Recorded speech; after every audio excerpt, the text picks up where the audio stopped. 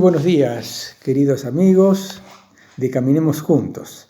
Estamos aquí abriendo las puertas del programa para que empecemos la travesía de caminar a través de la vida espiritual junto a temas y junto a ustedes y a las opiniones o observaciones que nos hacen llegar. Aquí estamos, decíamos, en el panel Félix, Manuel, Miguel, quien les habla José, en los controles siempre Roberto Molino, ajustando lo que es necesario. Y bueno, con las presentaciones hechas, vamos al tema del programa de hoy, que vamos a desarrollar en este primer bloque. Es un tema que está muy en boga en este momento y mucha gente se ha atraído por este tema. Nosotros los hemos tocado, hemos hablado de este tema, pero siempre hay algo más que agregar, siempre creo yo. El tema es la meditación. Y si bien hay muchas formas de meditación, vamos a tratar de explayarnos un poco de cómo la toma CAF y qué aspectos pueden comprender este tipo de ejercicios. La meditación. En realidad, este tema, nuestra pretensión es desarrollarlo acá primero en un sentido amplio, ¿no es cierto? Algunos aspectos ya lo mencionó José, y después ir desarrollando cada uno de los tipos de meditación y una en particular, y ver cada uno de los pasos y cuáles son las características y particularidades de la meditación en CAF. ¿Por qué? Porque hay infinidad de tipos de meditación, ¿no es cierto? Entonces nosotros vamos a hablar la que nos es propia. Voy a reiterar algo que ya se dijo. El ejercicio de meditación en CAF conduce a la oración, conduce a la meditación propiamente dicha y a la contemplación. Y fíjese por qué decimos conduce a la meditación, porque nosotros siempre hablamos y nuestras enseñanzas nos hablan del ejercicio. Lo que nosotros hacemos a diario es un ejercicio de meditación, porque la meditación es algo que ocurre naturalmente. A veces la buscamos y a veces aflora en nosotros naturalmente. Ahora bien, uno de los aspectos nos ayuda a conocernos, nos ayuda a tomarnos distancia de nosotros mismos, a ampliar nuestra conciencia de nosotros mismos y la conciencia del mundo. En segundo lugar, beneficia a nuestro cuerpo. ¿Por qué? Porque en la meditación que nosotros hacemos, y creo que es en casi todas las meditaciones, el cuerpo tiene que tener una postura muy especial. No vamos a hablar de ella, pero simplemente es que la postura del cuerpo de alguna manera influye en la forma en que la mente va a orientar la meditación propiamente dicha. Y además beneficia a la mente. Alivia el estrés en sentido práctico, alivia la ansiedad, alivia el dolor y por sobre todas las cosas da paz interior. El trabajo de desenvolvimiento interior incluye todas estas prácticas que hemos ido aludiendo a lo largo de estos últimos programas, en realidad de siempre, pero en este caso, al hablar de la meditación, como bien se dijo recién, es tanto una técnica como llegar a un estado. Pero en realidad ese es solamente un paso. Yo diría de algún modo que la vida es una unidad y todos los pasos que nosotros vamos notando, clasificando, son simplemente para hacernos entender mejor, tienen un sentido didáctico. Pero la vida en sí es una unidad y cuando el alma se va desenvolviendo, sola le van ocurriendo cosas. No es que sola quiero decir en forma natural, pero porque hay un trabajo interior. Si uno no hace nada, si uno no se aplica, si uno no hace un esfuerzo, nada, no llega a nada tampoco. Lo que estamos aludiendo es que a través de los ejercicios, hechos como una técnica, y librándonos de la esperanza, de la ansiedad de querer tener resultados, haciéndolos con tranquilidad, libremente, y dejar que la vida fluya, van pasando cosas muy interesantes, muy lindas, y que nos van abriendo el corazón, la mente. Dentro de todo este arte, entonces la meditación ocupa un lugar importante. Pero no es nada más, como bien se decía recién, una práctica. Las consecuencias que se van a dar o que se van dando a lo largo de la vida, de los días, del trabajo, nos van mostrando como pasos interiores. Somos como si fuéramos guiados interiormente. Yo creo que algo de eso hay, o bastante. Lo importante es aplicar la voluntad, hacer los ejercicios y renunciar a los resultados. Muy bien. Y creo que también hay un aspecto de la meditación que a mí me parece muy importante dentro de todo lo que se ha dicho. Hay algo que se dice que la meditación es para aprender a pensar. Quizás uno piensa y dice, yo sé pensar, porque la mente piensa aunque uno no quiera, siempre está de un lado para el otro. Pero no, hay que aprender a pensar. Necesitamos meditar para aprender a pensar. A veces se suele confundir pensar con opinar según nuestros gustos, prejuicios o tendencias. O reducimos el pensar a recordar, a asociar o a proyectar deseos. A veces también ocurre que una persona se identifica con una corriente de pensamientos, con un partido político, con una religión, con un movimiento social, con lo que sea, pero no es porque lo eligió conscientemente. A veces las personas somos arrastradas por los movimientos mentales del mundo que nos entusiasman o nos toman y a veces uno sigue caminando detrás de ellos sin ser muy consciente por qué.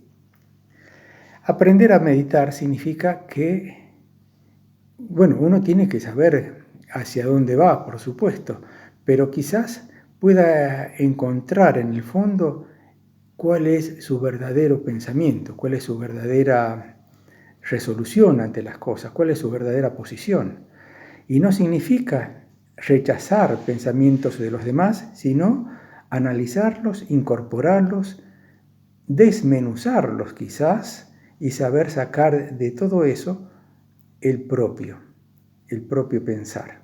Quizás saber pensar, aprender a pensar, significa que la mente se concentre en sí misma o en el punto que quiere resolver y allí pueda empezar a escudriñar internamente cómo son las cosas y sacar conclusiones y siempre estar abierta a nuevas ideas, a nuevas tendencias, a nuevos aportes que pueda tener de uno mismo o de otros. ¿Por qué decía José, por ejemplo, que la meditación fundamentalmente nos ayuda a pensar? Porque la meditación en CAF tiene un orden sistemático. Ese orden hace que poco a poco, con la práctica, se vaya haciendo una forma de funcionar la mente, de hacer funcionar la mente. Entonces nos es más fácil analizar las cosas, comprender las cosas e interpretarlas. Por otro lado, la meditación nos ayuda a trabajar sobre nosotros mismos. Fíjese un ejemplo práctico, un problema o una dificultad que hemos tenido en el día. A veces no tenemos tiempo de reflexionar. La meditación es un momento donde nosotros podemos reflexionar, según el tema, como ya lo vamos a ver mucho más adelante, ¿qué es? ¿Por qué actué y reaccioné de esa manera? Ya sea bien, ya sea mal. ¿Qué es lo que me produjo a mí esa sensación? ¿Qué es lo que causó del otro o o lo que estaba haciendo, ese estado de ánimo negativo, por ejemplo.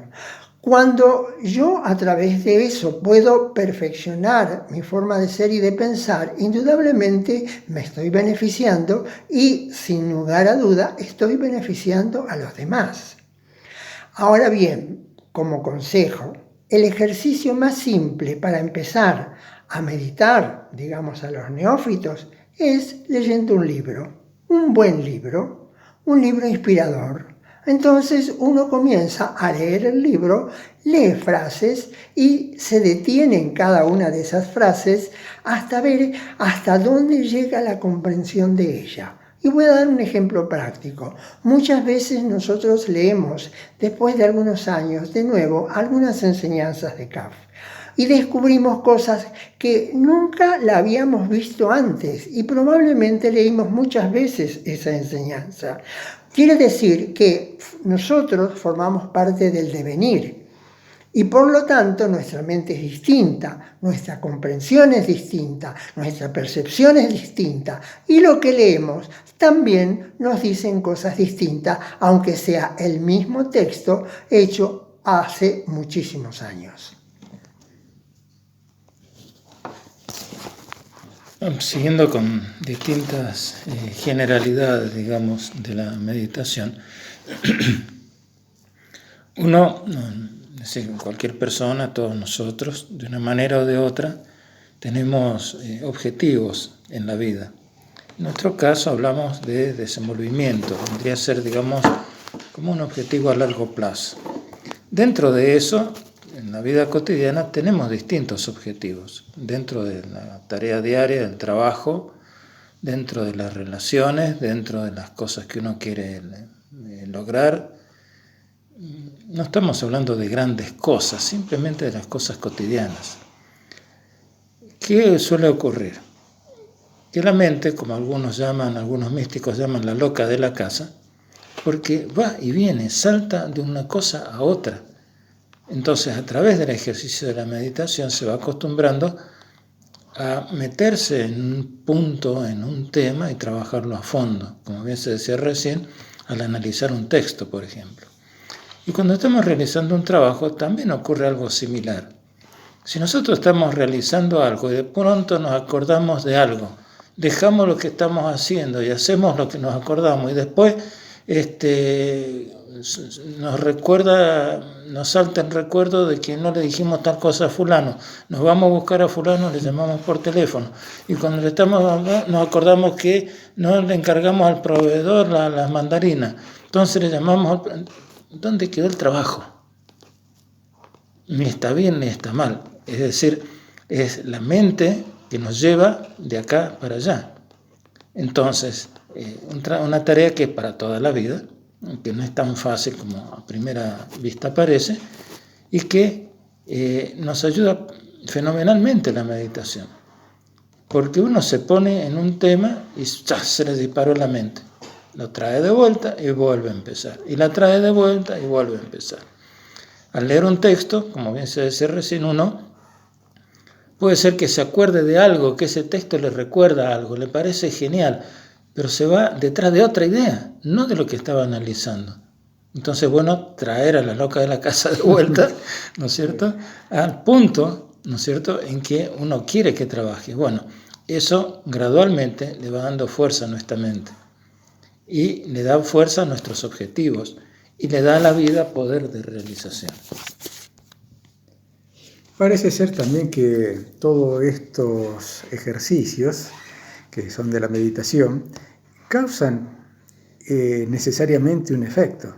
El hecho de sentarse todos los días en un lugar o agarrar un libro, tomar un libro para reflexionar en las enseñanzas, en las ideas que están allí, o el hecho de mantenerse consciente de la respiración. Hay meditaciones muy sencillas que son simplemente estar consciente de la respiración y detenerse simplemente. Y hay otras mucho más elaboradas, quizás más complicadas, donde hay un tema que hay que analizar, hay que sentir, hay que poner un propósito y hay que llegar a un resultado. Es decir, la meditación puede tener muchas facetas, mucha variedad, pero todas causan un efecto. Y podemos tener presente hacia dónde nos lleva esos efectos. Por supuesto que el hecho de detenerse, de reflexionar, de tratar de controlar la mente, ya es un esfuerzo que produce un resultado. Pero más allá de eso también dice así una parte de la enseñanza: podemos meditar para aislarnos del mundo. Podemos meditar para sentirnos mejor. O también podemos meditar para participar con la humanidad. Descubrir por qué meditamos es descubrir qué buscamos en la vida. Eso quiere decir que hay un fin último atrás de la meditación, o digamos en la base de la meditación. ¿Qué buscamos? ¿Qué queremos? ¿Qué queremos transformar? ¿Qué queremos hacer con la meditación? ¿Sentirnos mejor? ¿Aislarnos del mundo para estar tranquilos? ¿O queremos participar con la humanidad, desenvolvernos? Por supuesto, conforme a todo lo que se estaba diciendo, la meditación es además una forma de dominar nuestros estados emocionales. Fíjese que cuando tenemos un percance o presenciamos un percance que nos afecta, nuestro estado de ánimo se modifica, se altera. A través de la meditación, llevando ese momento o ese estado a la meditación, muchas veces vamos corrigiendo, vamos mejorando y vamos transformando lo negativo en positivo. Además, nos enseña a valorar las actitudes asumidas, sobre todo si son negativas, y analizar el por qué son negativas, y analizar por qué estamos dañando realmente con esa reacción negativa. ¿A quién? ¿Cómo? ¿Cuándo? ¿A qué? Porque a veces en el trabajo una acción o una reacción negativa produce que el trabajo sea también negativo o un fracaso o no sea todo lo bueno que deba ser. Bueno, creo que hicimos un panorama así general, salvo que alguien quiera alguien agregar algo más, pero creo que hicimos un panorama más o menos general, lo que es la introducción a la meditación o generalidades acerca de la meditación. En programas sucesivos vamos a ir tomando puntos precisos de la meditación para ver cómo los usamos, cómo trabajamos, cómo podemos tomar esa herramienta, usar esa herramienta para el beneficio nuestro y de la humanidad. Sí. Yo quiero subrayar algo que ya dijo José, y es descubrir por qué meditamos, es descubrir qué es lo que buscamos en la vida. Sí, bueno, así es. Bueno, los dejamos con ese interrogante y los invitamos mientras tanto a disfrutar un poco de buena música. Y volvemos.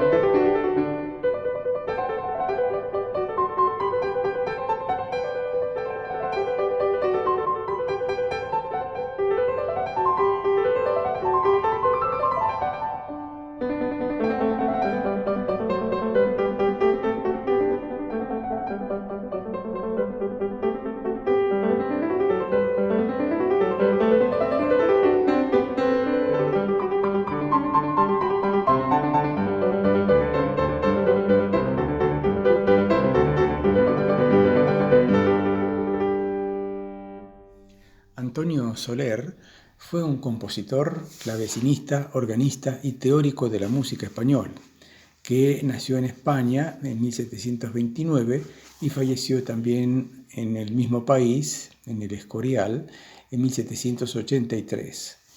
Fue uno de los compositores más destacados de ese periodo, que se considera el final del barroco y la transición hacia el clasicismo.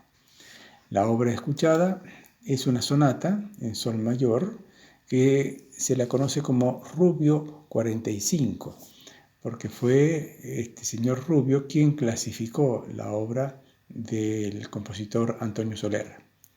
Este compositor también se lo conoce como Padre Antonio Soler, porque perteneció a la orden de San Jerónimo desde pequeña edad, desde temprana edad, y finalmente se consagraría como sacerdote en 1752. Entonces, del compositor Antonio Soler, Padre Antonio Soler, sonata en sol mayor para piano solo. Estamos en el programa Caminemos Juntos, un espacio de CAF, un camino de desenvolvimiento espiritual. Para escuchar en vivo a través de internet, poner en la barra de direcciones fm-medio-flash.com, todo con minúscula. Hacer clic donde dice en vivo. Para escuchar en diferido, poner en el buscador CAF Caminemos Juntos. Luego hacer clic en la solapa donde dice videos. Para informarse sobre el camino en la web, www.caf.org, o bien el correo para nosotros, los integrantes de la radio, infocaf@gmail.com. Los teléfonos, el fijo de la radio 03546 420 007 o bien el 15 53 81 09 o 15 53 81 12. Continuamos en el programa Caminemos Juntos. Acá estamos en la parte de las entrevistas y hemos venido al hospital de acá de regional de Calamuchita, en Santa Rosa de Calamuchita, porque quisimos hablar con un médico cardiólogo y nos ha recibido amablemente el doctor Juan Clementi. Estamos aquí en su consultorio, por supuesto, sin pacientes. Así que, bueno, buenos días, doctor, ¿cómo le va? ¿Cómo andas? Muy bien, muy contento de estar con ustedes. Bueno, a nosotros nos había interesado, y habíamos hablado un poquito antes de abrir el micrófono, respecto del móvil que tiene un joven para elegir la cardiología. Como profesión y como recurso de su vida, ¿no? ¿Cómo fue su historia? Bueno, podríamos partir de una cuestión familiar. En mi caso había una historia de médicos. Mis padres son médicos los dos, pero hacían otras especialidades. Y la verdad que era algo que se hablaba diariamente, se escuchaba en la mesa, por ahí comentaban algún caso. Y no, te diría que hasta los 15 años más o menos, 16, no se me cruzó por la cabeza ser médico, pero era algo que estaba ahí muy a la mano, digamos, era una posibilidad. Y ya terminando el secundario me di cuenta que me gustaba mucho la biología. En realidad, si me remonto allá desde la primaria, las ciencias naturales siempre me gustaron. Y después, la biología en particular, y vi que me atraía mucho eso. Pero al mismo tiempo, paralelamente tenía una cierta vocación de servicio que de joven o de chico la fui llevando adelante con un grupo misionero que dábamos apoyo escolar a chicos de la primaria. Bien. Y bueno, no sé en qué momento, me di cuenta que casi naturalmente que ahí podía canalizar las dos vertientes. Claro. Por un lado el interés por las ciencias naturales y todo eso. Y el servicio a la gente. Claro. Y bueno, y además tenía la facilidad de que estaba el ambiente de la medicina en mi casa, ¿no? Claro, así es.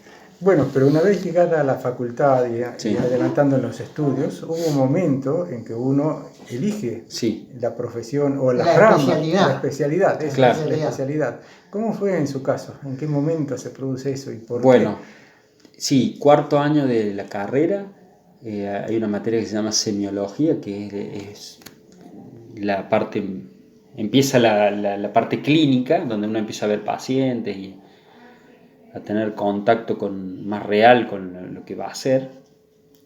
Y ahí empezaba la cardiología y me acuerdo que no entendía mucho lo que estaban hablando. Había los partes que... profesores? Sí, había cosas que me resultaban un poco confusas o no me eran fáciles. Pero lo encontré como un desafío, decir, bueno, esto no me va a ganar esto. Al final lo estudié mejor que a lo otro porque Para me entenderlo bien. interesó, sí, me interesó. Después, al mismo tiempo, empezaban a ofrecernos cursos de diversas cosas y también estaban los cursos de electrocardiograma. Y me fui hice un curso, no tampoco entendí mucho, me fui a hacer otro y ese me quedó, me marcó Pegó. más, sí. Bravo. Fue un profe, un hombre grande y con una forma muy didáctica de enseñar. La verdad que me empecé a introducir en el Canalizó. tema. Eso quiere decir que una persona que explica bien algo, que entusiasma o que aclara las cosas, es como que orienta un poco más la vocación. Incentiva. Sí, la verdad que sí. incentiva al estudiante. En mi caso te diría que sí.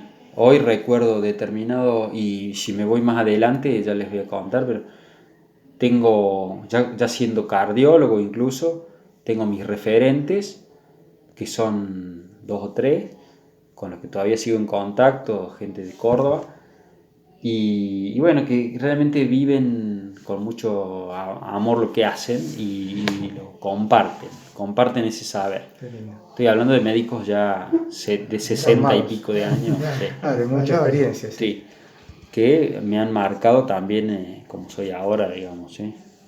Claro. Así que, bueno, te sigo contando y después entré ya veía que me gustaba todo eso, la cardiología me interesaba mucho y me metí en la terapia intensiva, a hacer guardia. Y bueno, también empecé a preguntar, bueno, ¿cómo se informa un electrocardiograma? Todo eso fue en Córdoba. Sí, en Córdoba, en la Universidad de Córdoba, en la Nacional. Todavía no era médico, bueno, y me interesé a cómo se informa esto. Bueno, me enseñaron. Bueno, ahora me encargo yo de hacer esto. Cada vez que iba a la terapia, una vez a la semana, le hacía electro a todos los pacientes que estaban en la terapia, lo informaba y se lo daba al jefe de la terapia y le decía, doctor, acá tiene todo. Y El informe. ya estaba como bastante encaminado. Y bueno, dije voy a hacer... Primero quería hacer clínica médica, al final hice un año nomás de clínica médica y ya me metí a hacer cardiología. Y bueno, la verdad que era lo mío. O sea, Era lo suyo. Sí. Ahora una pregunta ya actual. Sí. ¿Cómo es un día de un cardiólogo, en su caso? ¿Cómo Sí. es el tránsito de los pacientes, la clase de los pacientes, la paciencia que debe tener el médico, no el paciente, a veces, Sí. para atender todas las cosas, ¿no? Bueno, en el A ver. caso nuestro, o de las áreas, la medicina tiene como 2 áreas grandes, la clínica y la cirugía. El abordaje quirúrgico, o sea, el paciente que va a ir a una cirugía, y el paciente que no va a ir a una cirugía. Esos son el abordaje quirúrgico o de la cirugía y el abordaje de la clínica médica. 2 áreas distintas. Son 2 grandes divisiones. Sí. Por ejemplo, la traumatología, la cirugía general, la neurocirugía, todas esas van por un lado, y por otro lado tenés la cardiología, donde el paciente no se lo opera. Primero se lo revisa, se le hace un diagnóstico y solo muy casos contados se los deriva a la parte quirúrgica. Uno tiene que tener mucha paciencia, el área, cierto gusto por estar con la gente. Es decir, si yo te pongo, por ejemplo, un anestesista, por decir una profesión, que es médico también, pero el anestesista lo ve al paciente, le dice cómo le va, yo soy el anestesista, lo voy a dormir, lo duerme, no habla más con el paciente hasta que lo despierta Y se va. y se va. El médico Claro, se va a su contacto, casa claro. y el paciente Sí, se va a termina. la sala. El contacto humano es menor, Es mínimo. menos es cantidad. mínimo, es mínimo. es más del orden de la biología, si se quiere, ¿no? En cambio, en el caso nuestro, o el mío en particular, por ejemplo, yo hoy tengo 8 horas de consultorio, a la mañana y a la tarde, son 4 y 4, más o menos. Sí. Y veo ponerle 10, 12 pacientes a la mañana y otros 10 o 12 a la tarde.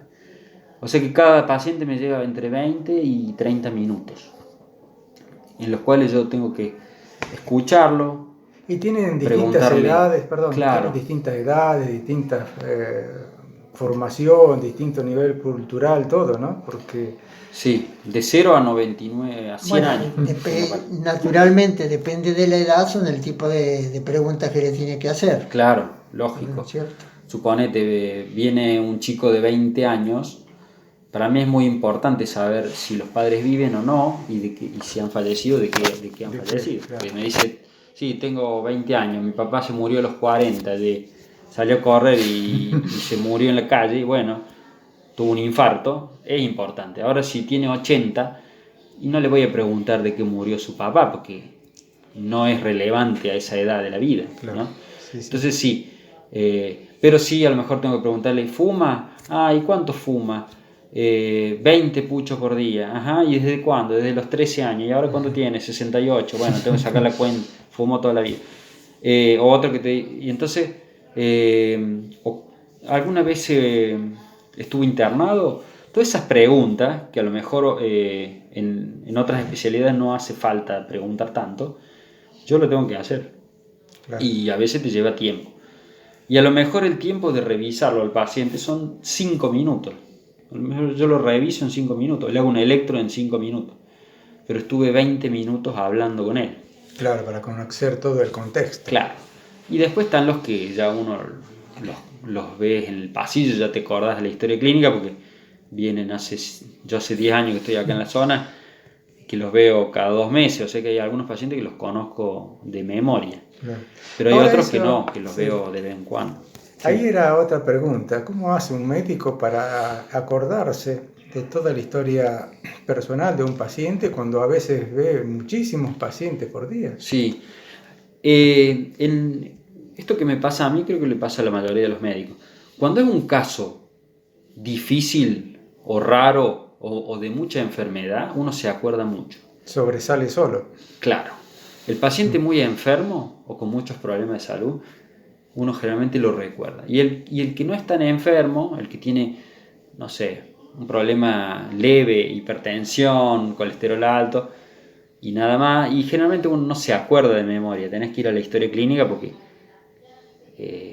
posiblemente no porque a uno no le importe, al contrario, ese paciente mejor aún, digamos, es una persona que está, quizá no necesita tanto de uno. Ajá.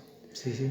Pero es por eso, yo creo que es porque es como, no sé por ahí si da la comparación, pero esto cuando, bueno, en la Biblia dice por ahí, cuando el pastor se le va una oveja, se va a buscar esa oveja, las Claro, otras que están sí. más o menos, están acá, Están todas juntitas. no pasa nada, no Sí. es que sea más importante la que se fue, pero Claro. hay que ir a buscarla, Claro. o sea, las Esa otras es la también que son fue importantes. descarriada, sí. Claro. Es como ese, claro, el paciente muy enfermo, y a lo Eso. mejor tenés la cabeza allá en este que está tan mal Y no en la masa. y no en los otros que a lo mejor, bueno, sí, uno sabe que van a andar Van, bien, van, estos van a andar claro. bien, pero este otro me preocupa porque está...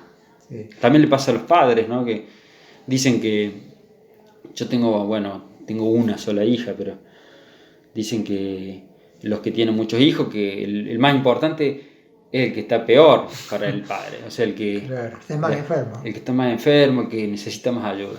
Y en Claro. realidad son todos importantes, pero bueno, uno siempre tiende a eso, a preocuparse por el que no va bien. Claro. Entonces, la ¿Cómo- pregunta... Perdón, sí. Sí, ¿Cómo llega a su casa después? Es decir, llega y puede relajarse, puede dejar, digamos, toda la parte profesional por un lado y dedicarse a la familia tranquilamente, o se carga con eso y lo lleva y incluso lo acompaña en el sueño. Sí. ¿Cómo lo vive usted? Yo creo que se puede y es necesario que uno se pare de algún modo, porque si no te vuelve loco o perdés la familia, digamos. Porque no te... Entonces, en mi caso creo que en general lo puedo hacer, en general. Puede ser que a veces uno no esté del todo bien, no esté muy en sintonía y se lleve los problemas a la casa. Pero sí, creo que se puede. En ese caso también la familia ayuda un poquito también a compensar, ¿no? A equilibrar las cosas o a ayudar según el estado que uno llegue. Sí, a veces es una excusa, te diría, decir no, porque los problemas del trabajo.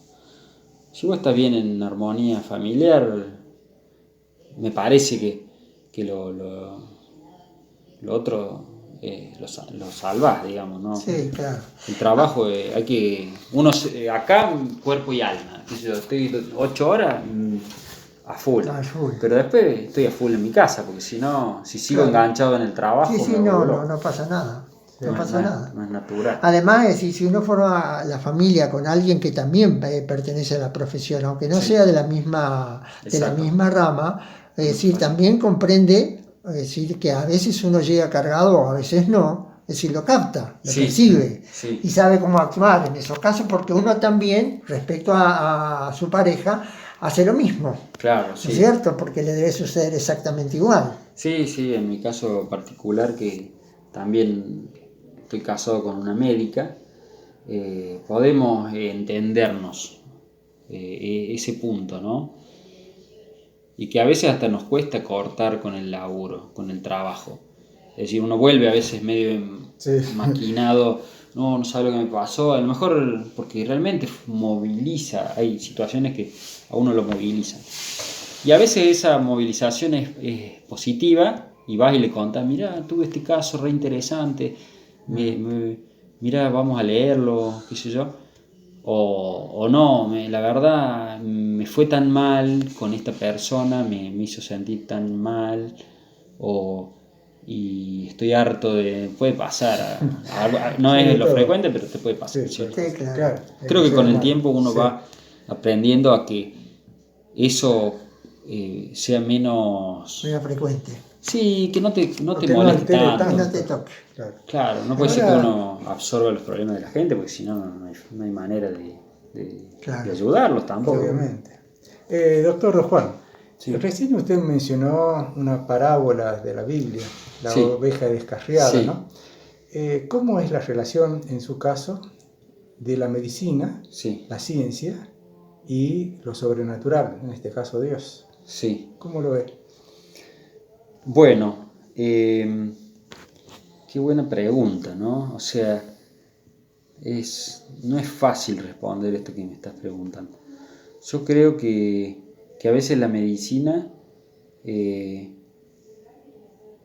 se olvida un poco de otros aspectos que son fundamentales en la recuperación de un paciente, por ejemplo, la espiritualidad. O sea, a veces nos olvidamos de que el enfermar muchas veces es consecuencia de un mal espiritual. O sea, es simplemente verlo. Es decir, no, incluso todos nos vamos a morir. Pero ¿cómo llevar esa muerte o esos últimos tiempos de la vida? Muchas veces la medicina no lo contempla, y nosotros los médicos no lo contemplamos. Y se lo ve en la oncología. Vos ves, el oncólogo es un experto en dar tratamientos para el cáncer, pero no son tan expertos en acompañar al enfermo. Acompañarlo, exactamente. Porque no han estudiado para eso, es decir, no está en la currícula.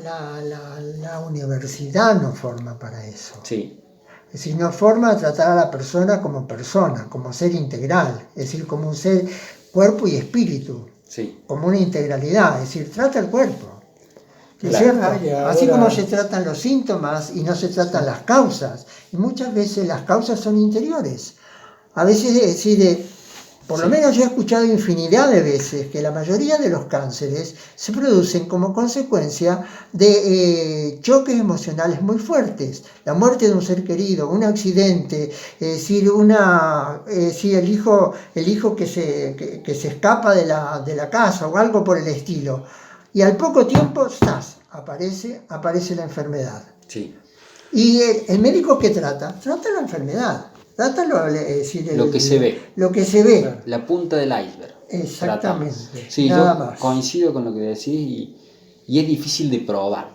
Y como la medicina es muy positivista en Seguro. general, si no se puede probar, no existe. No existe. Y yo creo, estoy de acuerdo con lo que vos decís, tampoco lo puedo probar, pero sí creo que hay una relación muy fuerte entre determinadas enfermedades, sobre todo lo que es el cáncer en particular, las enfermedades cardiovasculares en menor medida, pero también te diría, no tan en menor, es muy frecuente la enfermedad cardiovascular que se asocia a problemas emocionales. Vamos.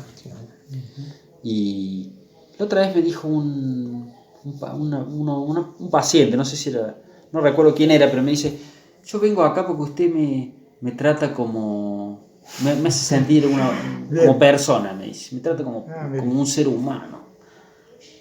O sea, hay otros médicos, como diciendo, otros médicos no lo hacen. No lo hacen. Eso es importante, increíble, esa faceta. Además, yo me acuerdo que antes iba a un traumatólogo y el traumatólogo le tocaba, le hacía flexionar, le hacía esto, le hacía otro. Ahora uno va a un traumatólogo y le dice, si tiene problema acá, pues le hacemos una radiografía. Tiene problema acá, le hacemos otra radiografía, o si no una tomografía, o si no lo toca. Sí. No lo toca. Y evalúa lo que ve en la fotografía, exclusivamente. Ahora, ¿por qué sucedió eso? Es decir, ¿qué pudo haberlo causado? ¿Por qué le pudo haber ocurrido? Para nada. Bueno, puede ser Eso no importa. la persona también. Sí. No, yo me había quedado con una pregunta, y es que, bueno, habíamos hablado de lo sobrenatural. En ese sentido, si bien la ciencia a lo mejor no lo demuestra, hay estudios o se va incursionando en estudios acerca del estado psicológico, del estado social, del estado relacional de las personas para evaluar también, diagnosticar también una enfermedad de acuerdo con ese estado, con ese contexto. Creería que no. Así como lo planteas, no lo tengo muy presente de que por lo menos en el ámbito de la medicina tradicional haya estudios serios que vayan en ese sentido. Pero es algo que uno lo ve, de algún modo lo percibís, que hay una relación. Seguro.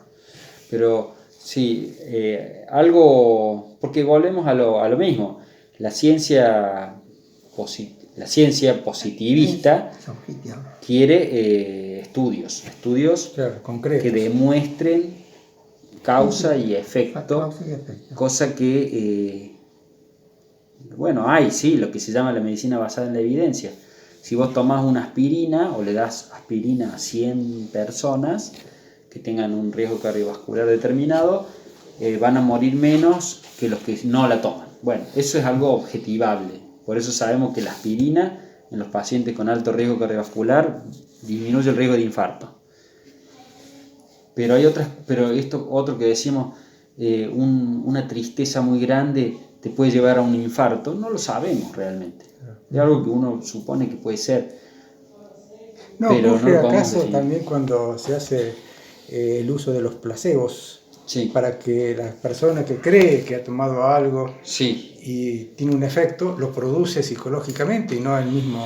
sí, hay mismo eso también. A efecto, veces es medicamento. un recurso también que podemos utilizar, que me parece que no es antiético en determinadas situaciones, lo que se llama eso, un placebo, pero ojo, tiene que ser, no hay que olvidarse de la ética médica, Claro, ¿no? Porque sí, obviamente.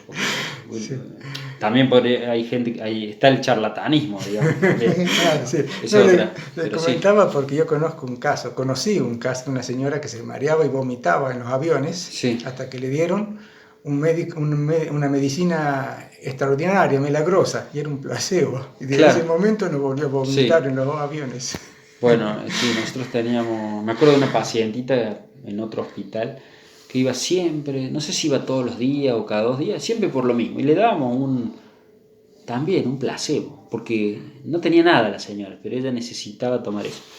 Pero bueno, eso es una situación en particular que, bueno, a esa persona le hacía bien. Además, la definición de remedio es cualquier cosa que vos le des a alguien que le alivie los síntomas. Seguro. Es la definición de remedio. Ajá. Entonces, en esa persona. Pero si yo me pongo un kiosco o digo, yo soy el doctor sanador y le voy a dar la pastillita mágica a todo el mundo, y bueno, eso no es ético. Eso No es ético, sí. es un problema ético y hasta la ley lo sanciona, ¿no? Sí, entiendo. Sí, seguro. Sí, tal Ahora cual. una pregunta así a nivel, pensando en los oyentes y en toda la sociedad.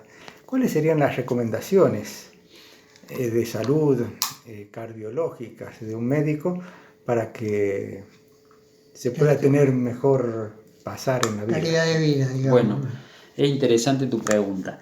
Mira, hace un par de años estuvo Valentín Fuster, que es considerado el mejor cardiólogo del mundo, o sea, un tipo, el mayor referente de la cardiología mundial.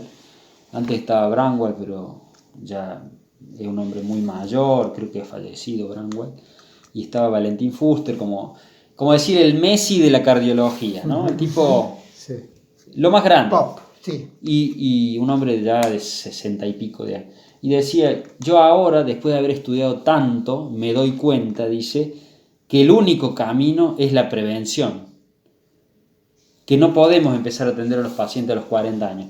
Tenemos que hacer cambio de hábito desde los nenes que tienen 3 años. Es decir, si yo a mi hija o a mi hijo le doy chocolate, le fumo en la cara de él, cosa que el chico aprenda a sentir el olor del pucho, fumo en la cara de él, no hago deporte, entonces mi hijo me ve que no hago nada, que soy sedentario, le doy cualquier comida, no lo estimulo a que coma fruta, verdura, y sí le doy hamburguesa todos los días, Ya está.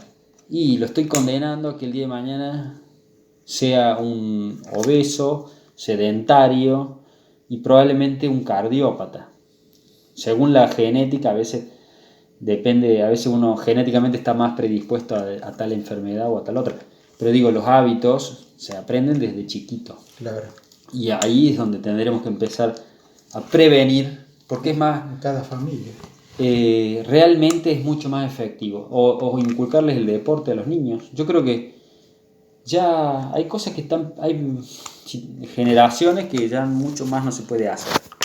Pero los niños, me parece que el camino es ese. Sí, Empezar sí. a ver qué hacemos con los chicos. A ver, estimulémosles el deporte. Cualquier deporte, lo que sea. No le gusta más ir a fútbol, quiere ir a básquet, que vaya a básquet. No le gusta más básquet, quiere hacer natación, que haga lo que quiera, pero que haga algo. Claro, la actividad física. La actividad física. La actividad física, los buenos hábitos alimenticios y bueno, y tratar y el tema del cigarrillo, que El tabaco, el alcohol. ya una vez que lo todo eso, agarraste está frito, ¿viste? Pero si no lo agarraste, si el chico no se ve estimulado a eso, y no lo va a agarrar, porque si los padres no fuman, es raro que el hijo fume. Sí. ¿Eh? Sí. Y Solo para la influencia de los amigos. claro, bueno, ahí está. Pero es más fácil eso, poder trabajarlo, Claro, si en la familia, si el padre o la madre fuma, Claro. o los dos. Sí, la contención familiar, la droga, lo mismo, ¿no? Si uno dice, ¿qué podemos hacer para combatir el narcotráfico? Ir contra los narcos no se puede. Hay que abrir más Evitar canchas el de consumo. fútbol. Yo lo que he visto, yo tengo 39 años. Cuando éramos chicos jugábamos al fútbol en cualquier lado. Ahora, yo era de Córdoba.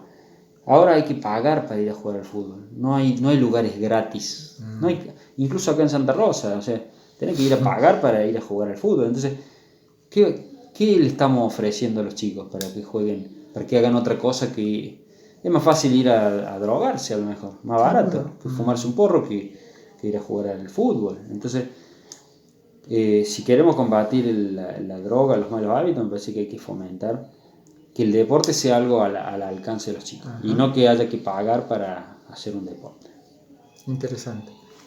Creo que eso. Bueno, me parece que hemos hecho una incursión a través de la cardiología, de la vida, de lo sobrenatural incluso. Bastante amplio. Bastante amplio. Y le dejamos también a los oyentes un poquito unas recomendaciones para tener una vida plena y saludable. Bueno, yo quisiera despedirme presentando otra vez el doctor Juan Clementi, cardiólogo, nos ha recibido aquí en Santa Rosa en el hospital, pero reside en Villa General Belgrano. Y bueno, gracias por todo, doctor, ha sido muy interesante todo lo que nos ha contado. Bueno, muchas gracias por la invitación, por la charla, fue muy, muy grato, y recibirlos acá en el hospital, que es mi segunda casa. Gracias. Muchísimas gracias.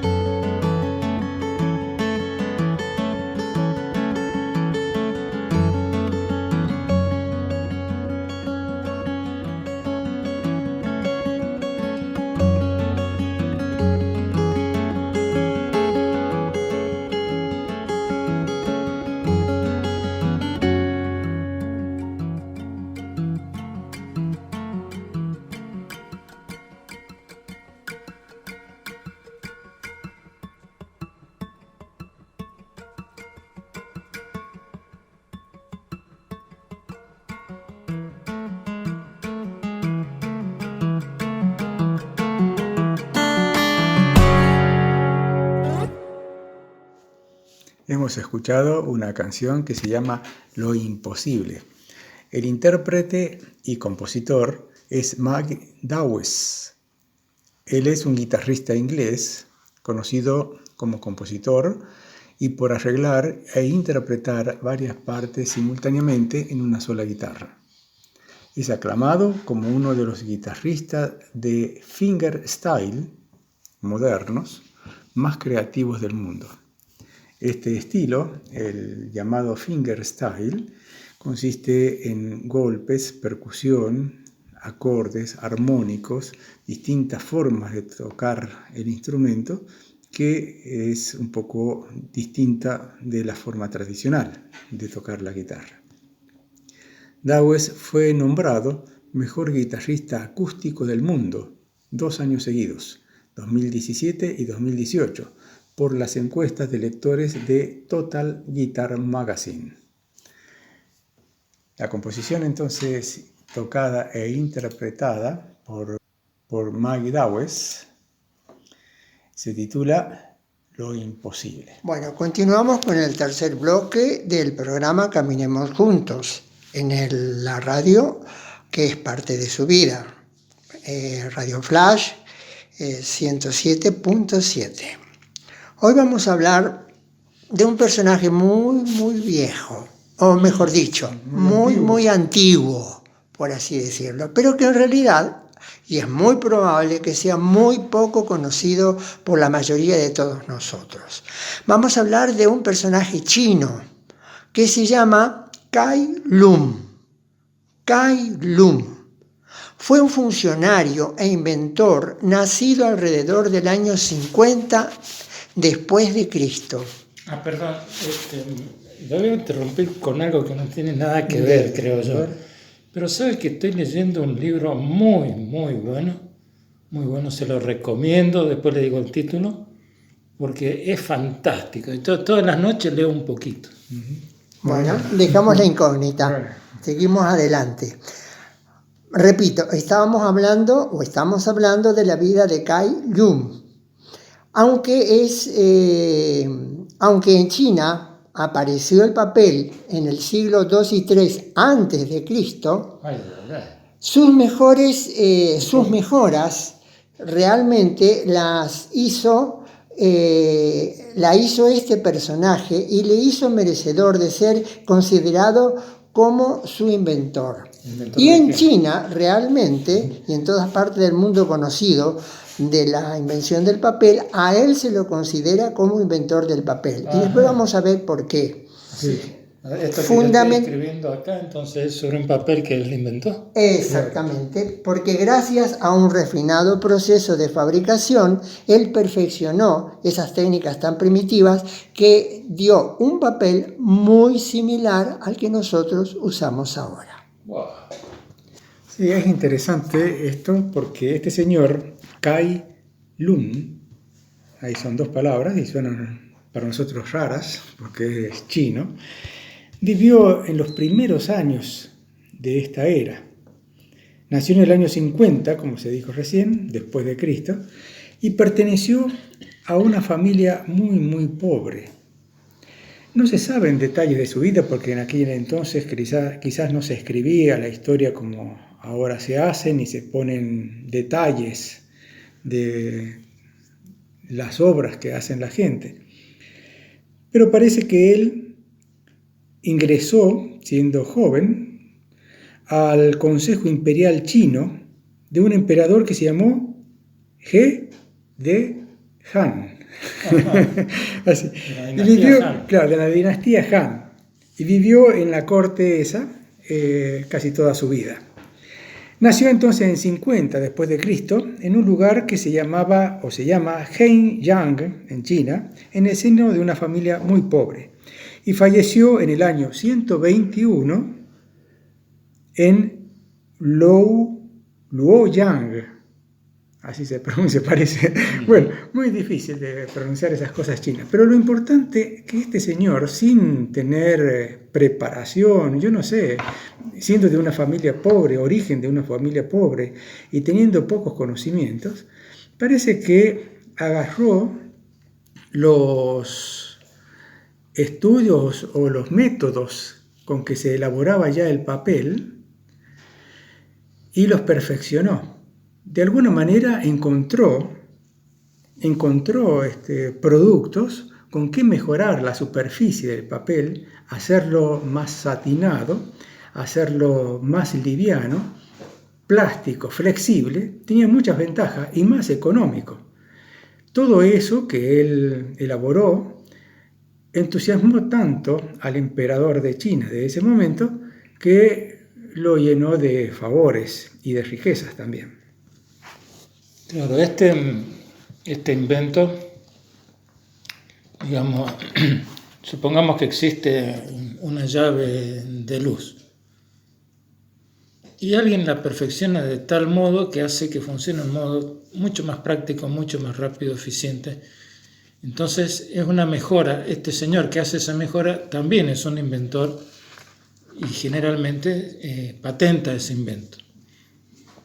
Parece que uno de los inconvenientes que tenía el papel, entre otras cosas, yo por lo que dice ahí, probablemente haya sido más quebradizo, no se conservaría tan bien, sino que tenía problemas con los hongos y no sé qué bichitos parece que se le metían. Entonces él logra, a través de esas mejoras con otros productos derivados de los vegetales, al hacerlo más satinado, evita que le entre el hongo y que esos otros bichitos, que no recuerdo cómo se llaman, lo ataquen. Entonces son cambios tan importantes que han permitido, a través de los siglos, el traspaso de información, el estudio, la literatura, todo lo que hoy se transmite y se ha transmitido durante el siglo a través del papel. Una música escrita por Beethoven, un buen libro, cuántas cosas. Ahora fíjense un detalle notable. Quiero relacionarlo algo un poco con el tema desarrollado en la primera parte del programa, cuando hablábamos de la oración y de la meditación, cuando decíamos cómo podemos nosotros también agradecer a todos los seres que en la humanidad, de alguna manera, a través de su vida, han aportado cosas que para nosotros pasan totalmente desapercibidas, porque nos resulta lo más natural del mundo utilizar el papel como lo estamos haciendo. Es bueno reflexionarlo. Muy bien, pero siguiendo con este señor, Kai Lung, podemos decir que a los 25 años ingresó al servicio de la corte imperial como eunuco y poco a poco fue ascendido como consejero del emperador Ji Ja y vivió en la corte de este durante la dinastía Ja. En 105 presentó un procedimiento o el nuevo procedimiento al emperador que le agradó mucho y por ello lo benefició dándole el cargo de marqués y a su vez lo llenó de riquezas. Es cierto, nosotros tenemos un desconocimiento total de cómo fue la invención del papel y ahora conocemos recién lo que hizo este señor. Y bueno, tenemos que hacer un reconocimiento por todo lo que cambió la humanidad, cambió la forma de registrar los conocimientos a partir de él. Porque al poner el papel en una forma tan sencilla, barata y que era eficiente, se extendió por todo el mundo. Eso nació en China, como dijimos, en el año 105, aparentemente. 105 perfeccionó ese papel y ahí nomás se fue a la India, se fue al Japón. Bueno, no es que fue al Japón, pero el conocimiento sí se transmitió. Y después a los árabes y a Occidente. Acá se usaba en Egipto los papiros o... ¿Cuáles eran los otros? El papiro y las cortezas de los árboles. Claro, los cueros también. Claro, o si no, las escrituras en la piedra, lo cual no era posible de hacer libros. Por eso existieron los escribas en esa época. Y aparte no puede existir el tenedor de libros. Claro. porque era Bueno. muy pesado. Sí.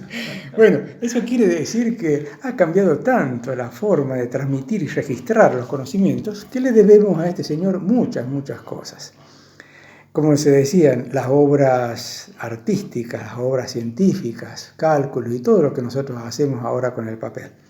Y la historia comienza cuando se pueden registrar los hechos y transmitirlos a los que vienen después. Claro, así es, porque si no es de boca a boca y Claro. eso pasa que uno se olvida, se transforma, los conocimientos no son exactos. Se le agrega, se le quita. Claro.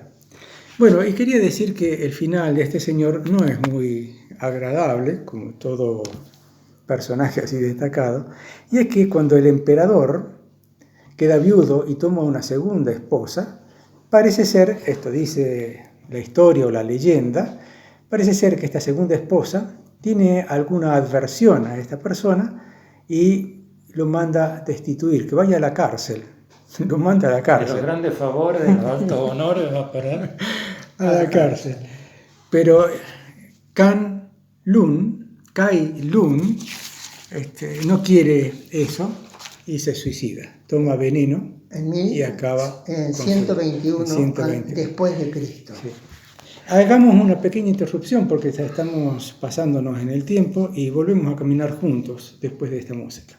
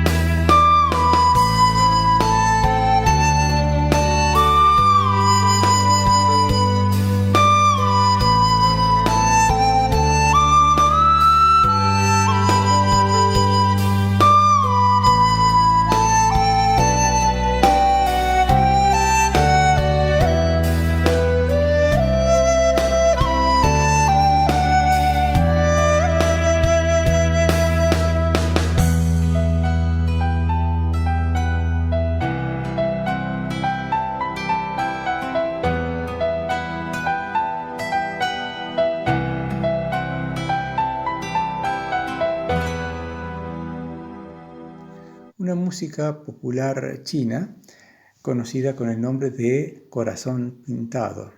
La interpreta una jovencita, muy jovencita, en una flauta de bambú. La señorita se llama Dong Min y ejecuta esta composición acompañada por una grabación en piano, guitarra eléctrica, percusión y violín. Una música popular china, Painted Heart, que es Corazón Pintado, interpretada por la flautista Dong Min. Complementando lo que decía José, el papel se difundió primero por China en el siglo III y luego se extendió a Japón, Corea y Vietnam. Y ahí sucede una anécdota muy interesante. Los árabes secuestraron a fabricantes de papel y se los llevaron a Arabia. Entonces comenzaron a producir papel árabe y lo producían en Samarcanda. Pero a partir de ahí surgió mayor difusión hasta llegar a España, digamos los países más europeos. Y a partir de España entonces comenzó a difundirse por el resto, pero en España eso aconteció en el 1150, fíjese cuánto... Como 1000 años. Pasaron muchísimo tiempo hasta que esto sucediera. Y esto produjo, aumentó o fomentó, por así decirlo, la alfabetización y la creación de las grandes obras literarias de la época que nos llegaron hasta nuestros días. Claro, que junto con Gutenberg fue la gran revolución. Exactamente. Sí, así es. Y bueno, también es importante, ¿no? Eso de que a veces pasa en la historia que unas personas o un grupo o una institución roba los conocimientos de otros y después los difunde. Pero eso tenemos muchos ejemplos en la historia, no solamente en el papel, en la informática, y hace poco también se ha hecho así. Se roban conocimientos y después se los aprovechan para difundirlos de otra forma y bueno, y enriquecerse. No, y a veces incluso los difunden gratuitamente, haciéndole decir realmente trampa a aquel que patentó el invento y tiene ganancias con él, ¿no es cierto? Este señor Cai Lun, me cuesta pronunciarlo, Cai Lun, tiene también algo en su honor que ahora recién sé de qué se trata. Y es que en la Luna, un cráter de la Luna, lleva hoy su nombre como homenaje. Moderno homenaje a alguien que permitió el avance de la ciencia y la técnica alrededor de todo el mundo. Quizás relacionándolo, cuando uno usa un pedazo de papel y lo arruga y lo tira, cuando quedó la mayor parte en blanco. Recordemos, por ejemplo, en los momentos, en las épocas de guerra, quizás, bueno, son otras historias, pero que los papeles, el papel como tal, era muy difícil de conseguir. Incluso hay una anécdota por ahí de un salvoconducto para pasar por un lugar que llevaba un personaje importante, si no me equivoco, en un tal Gurdjieff, sí, que tenía de un lado del papel el permiso de un bando y del mismo papel del otro lado el permiso del otro bando para poder transitar. Sí. Bueno, ahí quiere decir que el papel se prestó para todo también. Bueno, esto era una noticia que queríamos compartir con ustedes porque nos pareció muy importante y que usamos tanto nosotros el papel que, bueno, había que reconocer a quien lo inventó. Hoy en día, en China, Cai Lun es admirado por su genio y su naturaleza sincera. Es un personaje realmente muy conocido. Para nosotros aquí, algo totalmente anónimo, desconocido. Bueno, Cai Lun, inventor del papel o perfeccionador de la técnica del papel. Quiero comentar en relación a lo último que dijo Félix, pero conocí a una persona que en su trabajo, por ejemplo, era inspector de obras, él para anotar las observaciones que hacían las obras y que después tenía que pasar en el informe, lo hacía en talonarios, en el dorso de los talonarios viejos que estaban en blanco. Entonces, en vez de aprovechar los papeles limpios que le daban, usaba simplemente los apuntes en los talonarios viejos. ¿Qué les parece? Como ya, y estoy hablando ya de hace muchos años, ¿no es cierto? Como ya muchos ya son conscientes o fueron conscientes de la utilidad que pueden tener los aportes que tiene la sociedad de hoy.